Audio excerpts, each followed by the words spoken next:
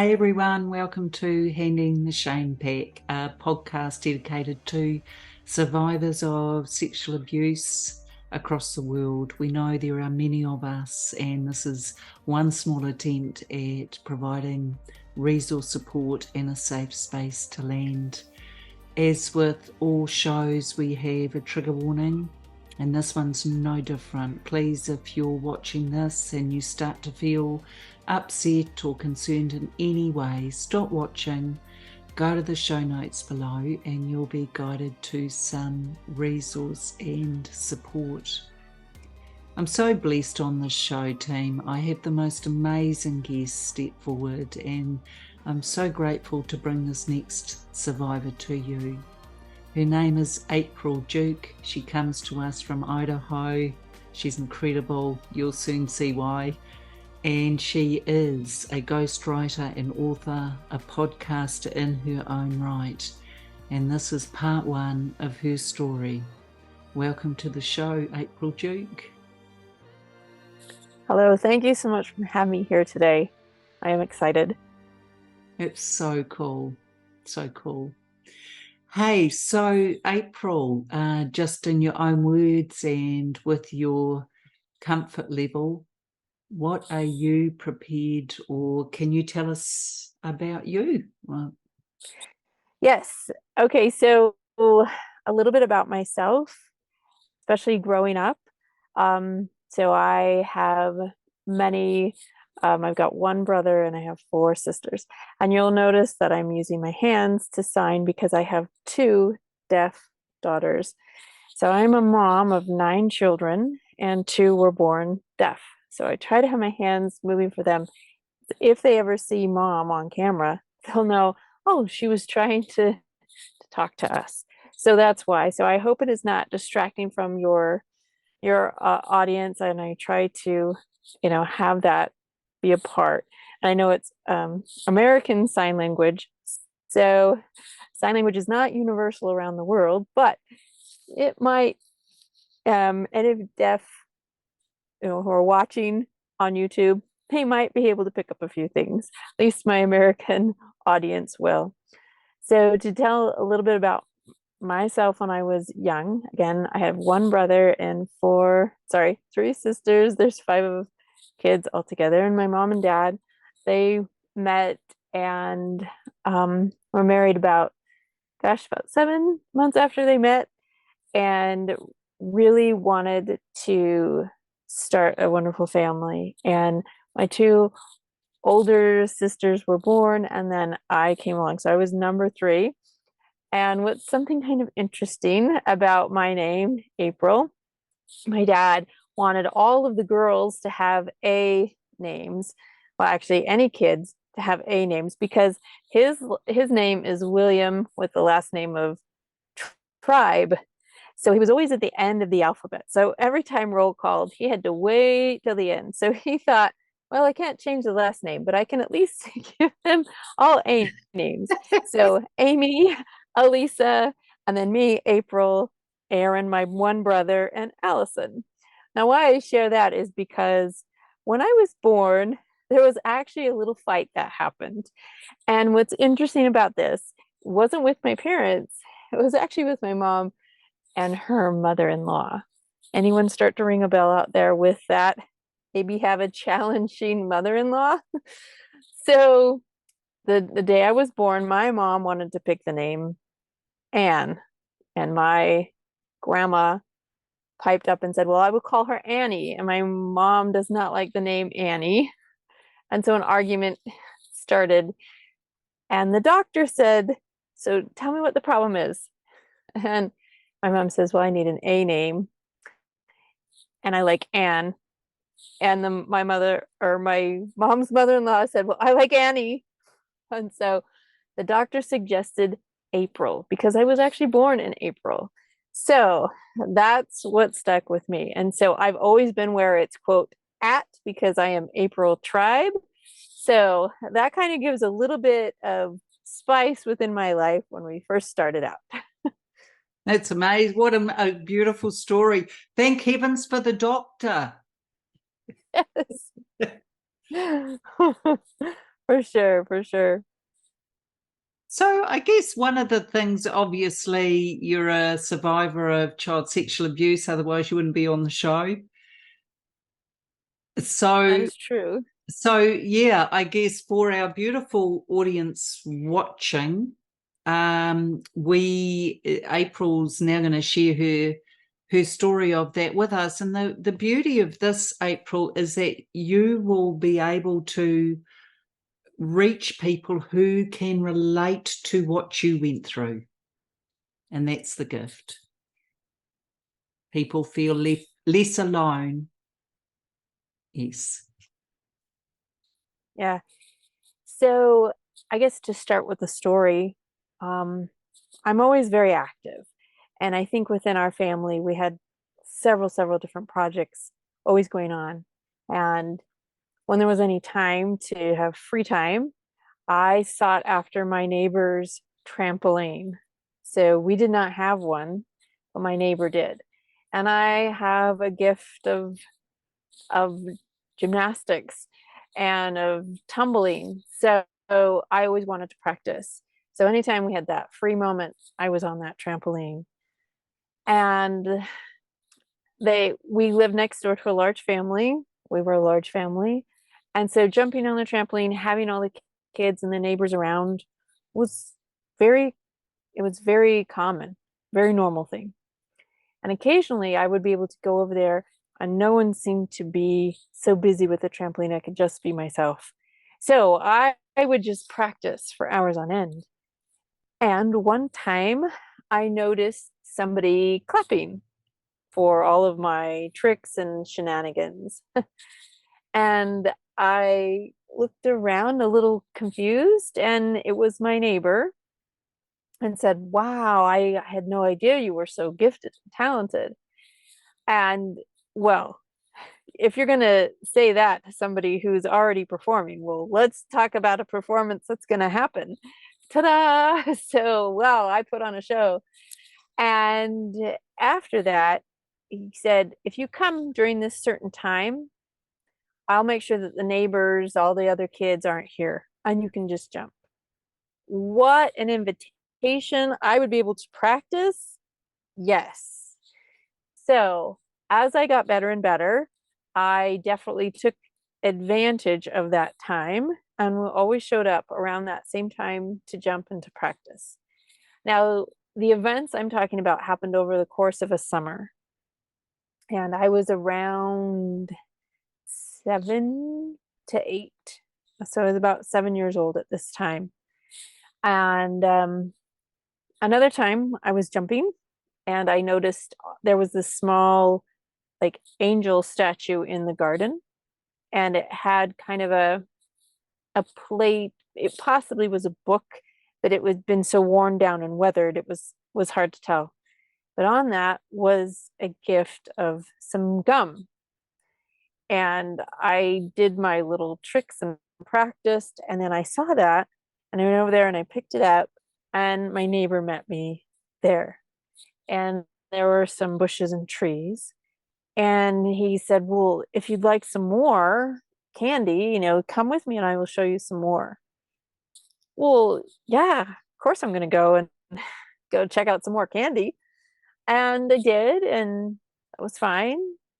And promised to come back at a different time or come back at the same time to jump again. And maybe this time we would play some games. So I was very interested, and that sounded fun.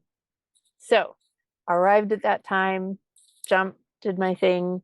He comes out of was like this really thick garden area, trees, shrubbery, bushes. And so we went back there. Of course, there was extra candy. And this time I got a hug. So you can say the grooming began. Yeah. Build the trust, build the lure, come on in.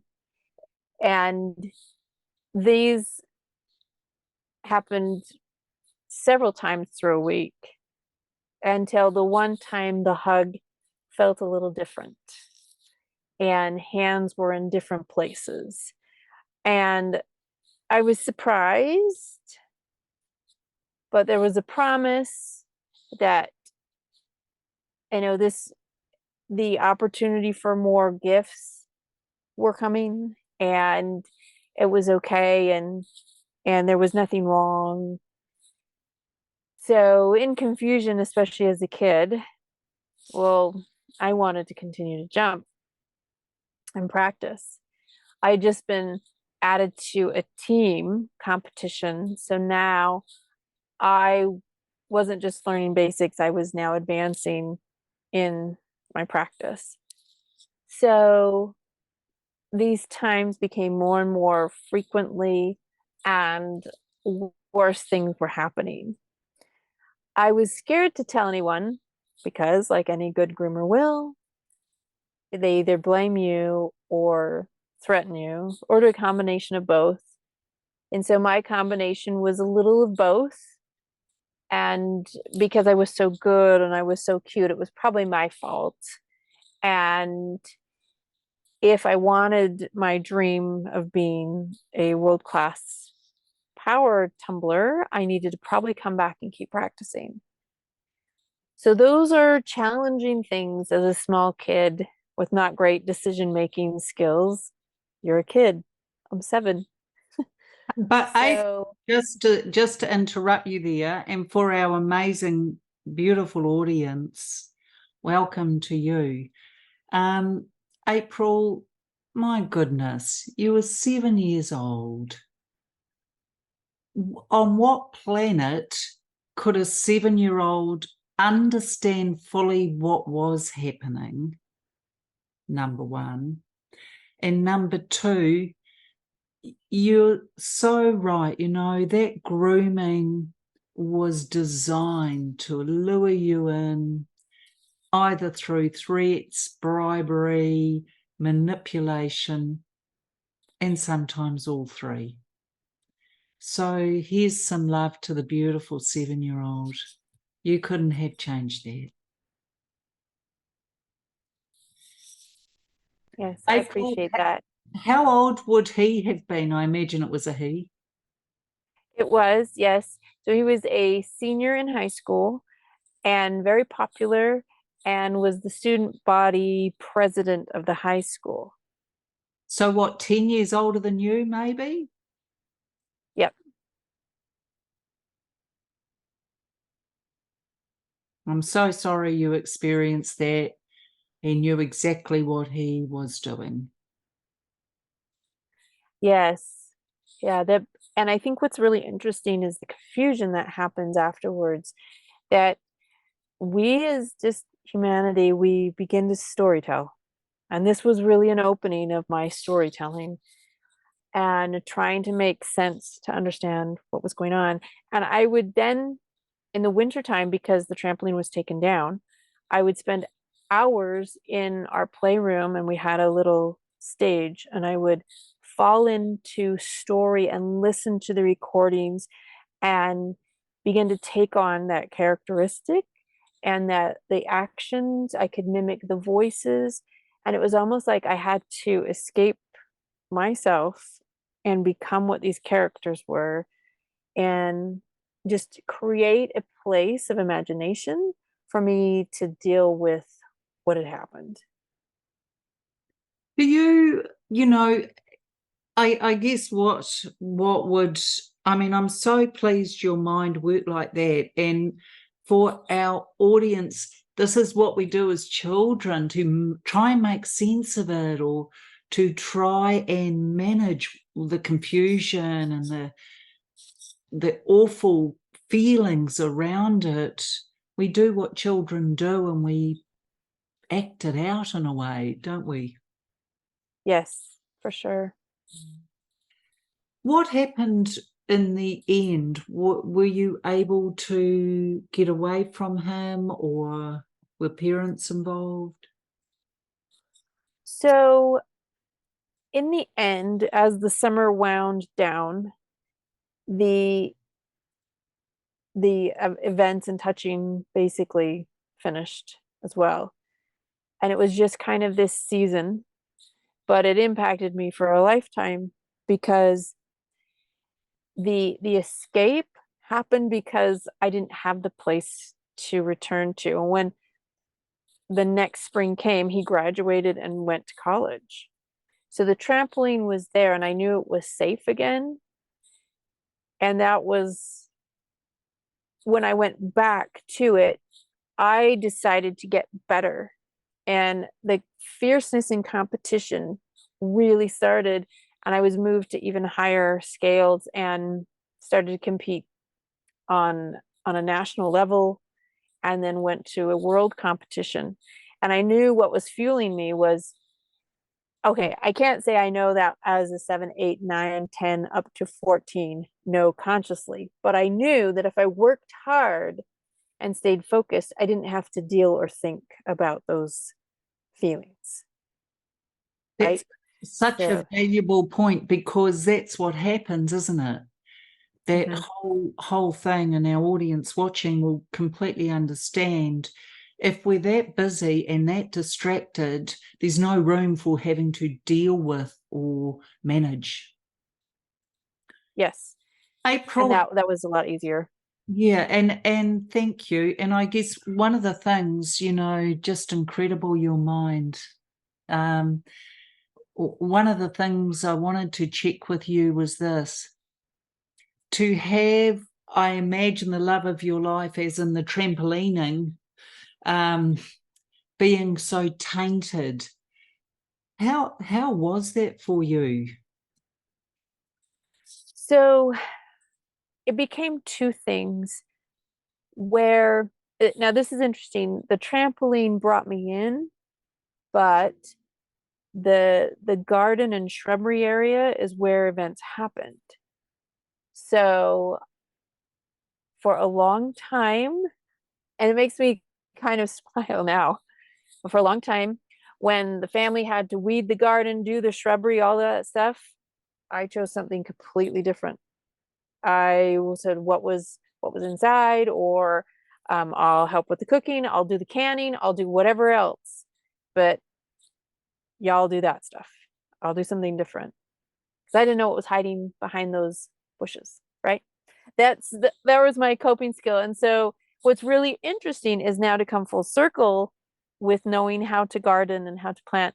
Again, the trees and the bushes, they concealed it, but not by their choice. I'm sure if they could have dropped their leaves, they would have. I kind of have to laugh at that. And but that was part of the connection, and not necessarily the trampolining, but I did put a lot of effort into that, um and in the tumbling, and to become a perfectionist. So the pleasing and the perfection and the performance really became this high fuel. And when I couldn't do that, I was lost. I didn't have a lot of identity. If I wasn't in a performance, like competition, if I wasn't able to complete something and please somebody, and if I could not do it in the way that my mind thought was perfect, it became a struggle. And I was very, very hard on myself. Didn't blame outwardly, blamed inwardly. And that's one of the hallmarks, isn't it, of Yeah. survivors of this awful child sexual abuse, is very rarely as children do we have the ability to blame the adult or older person responsible, because we are relying on them for something. So what tends to happen is, as children, we turn it in on ourselves, and it's ourselves we dislike. And whether that shows itself through what you just described, April, as pleasing, perfection, performance, unless it was all three, it wasn't good enough. Right.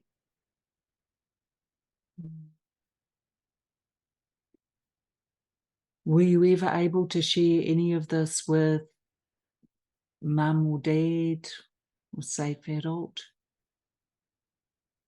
Not till decades later.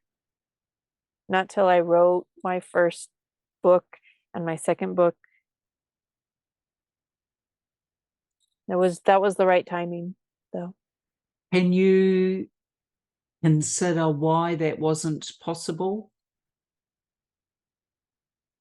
I believed a lot of the blame was me, or I felt a bit of selfishness because I guessed that the question would be asked, well, then why did you keep going over there? Yeah. Maybe you liked it.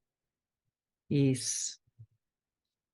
Gosh, as kids, you are damned if you did and damned if you didn't, because our minds give us this, don't they? It's all our fault. Yeah. The blame belongs.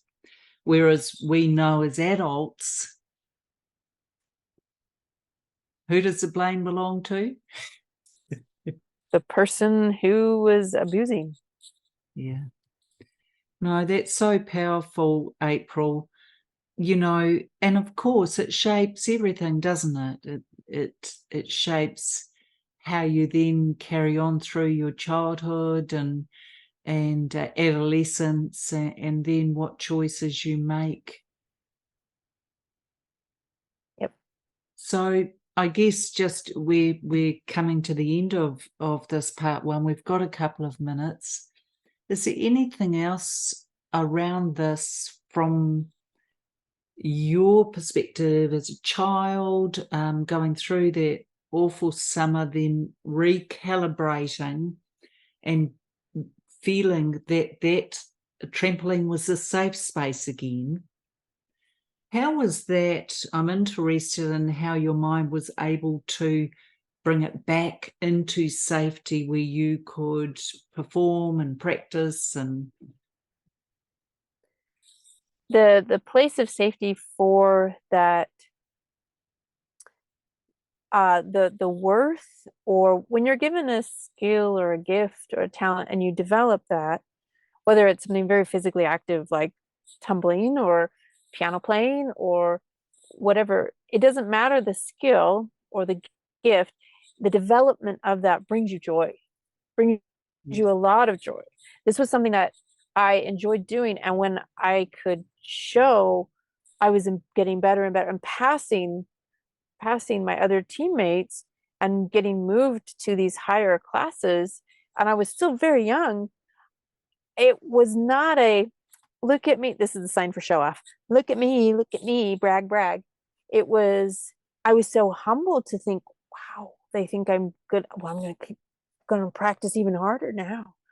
And because it brought a lot of joy. And when I could stick a landing, or when I could accomplish this really challenging skill pass, it that's work that you can feel proud of, because you're working, you're trying, you're listening, you're taking in the coaching, you are performing, you are practicing, you are doing something that in the end, when you land, the crowd will, celebrate, cheer the accomplishment. But it's so much more than just one part. It really would bring great joy. And that's fun. That's a great thing. yeah, no, that's amazing. Hey, apologies for that little buzzer going. I think that's a great place to end our part one, but just as we end with that, please stay right there, April. But just as we end with that, audience, April's already shared some really valuable things here, and I think one of them is that perfectionism trait that survivors can have, where we keep pushing and trying and striving, and as she described, that pleasing perfection in performance meant that unless she was experiencing all of that, she didn't feel okay. I think that's really a valuable take, because as survivors, that's not uncommon to us. She also mentioned, and I love this, that she's sure the trees and the bushes would have shed their leaves to help protect her. Bless. And I do think, at the end of the day, what a gift to be able to come full circle. Well done, April, lovely April, and be able to enjoy being in the garden. So let's leave it there. That's the end of part 1. I'm so excited about part 2 with this amazing survivor. I hope you guys are too.